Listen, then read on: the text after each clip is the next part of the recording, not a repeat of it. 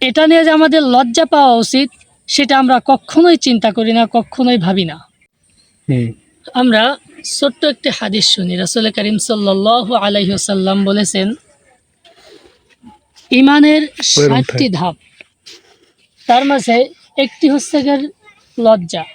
আল হায়াউ শু'বাতুম মিনাল ঈমান। লজ্জা হচ্ছে গিয়ে ইমানের একটি অঙ্গ। কিন্তু আমাদের সমাজে এখন হায়া লজ্জা বোধ বলতে কিছু নেই বললেই চলে।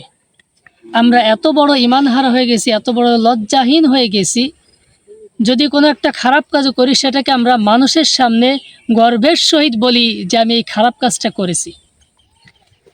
কিন্তু এটা নিয়ে যে আমাদের লজ্জা পাওয়া উচিত সেটা আমরা কখনোই চিন্তা করি না, কখনোই ভাবি না। মহান রব্বুল আলামিন আমাদের সকলকে এই হাদিসটার সঠিকভাবে বুঝ দান করার তৌফিক দান করুক। সকলেই বলে আমিন।